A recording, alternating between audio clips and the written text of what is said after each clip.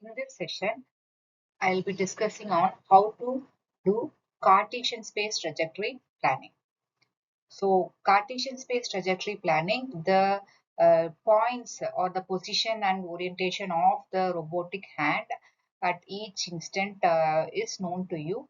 So, you have to increment the time by a small time step, say delta t. You have to increment the time and you need to determine the position and the orientation of the hand on the selected trajectory function, and then you have to for that selected position and orientation, you need to determine the corresponding joint values by using inverse kinematic equations, and then the joint information will be sent to the controller. So this will be continuing till it reaches the final desired position. So let us see this with an example. So a 2 DOF planar manipulator is considered, and in CATI we are defining the starting and the ending points. That is, it is in a 2D plane, that is XY plane. So the start point it is 3, 10, and the end point is 8, 14. So we will be so this is a straight line path.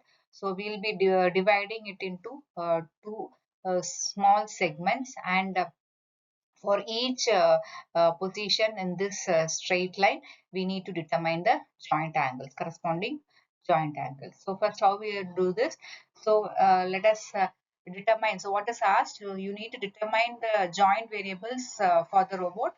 If at all you are dividing the straight line path into 10 sections. So here this straight line path has been divided into 10 sections. So and each link it is 9 inches long. So here what the link in this robot, it is 9 inches long, right? So you can just get the slope first, get the slope of this straight line. So from the starting and ending point, you can just determine the slope. That is y minus 14 by x minus 8. So y it is, so with that we'll be getting the um, slope of the straight line, that is zero point 0.8. It is y2 minus y1 by x2 minus x1. So that is the formula that is used to determine the slope. So you'll be getting the slope as 0.8. So this is the equation of the straight line, y equal to mx plus c, that is 0.8 x plus 7.67. So for that equation, so you have divided the uh, uh, line, that is with the starting point 3, 10 to 8, 14. So in between that you have 10 segments as shown here. So you have the equation for the straight line by using y equal to mx plus c. So for each Cartesian position, so you have divided as first is 3, 10. So for this position, what should be the joint angles? You have to determine by using the inverse kinematic equation for the 2DOF robot. So that is how they have got as 18.8 and 109 degrees. And in the same way for the second Cartesian point, that is 3.5, 10.4, you again by using the inverse kinematic equations, they have just determined the joint angle. So in the same way, they have just determined the joint angles in each case, right? So here you can see that for each segment, how the joint angle varies. So this is the theta 1 and this is theta 2. So how the joint angle varies at each segment, right?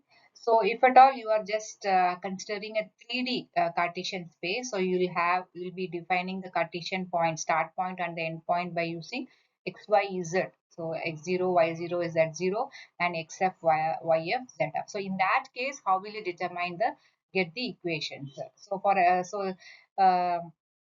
you can first get the trajectory, say x of t, it is equal to a0 plus a1 t plus a2 t square plus a3 t cube, like that is the same cubic polynomial equation to fit the point x of t.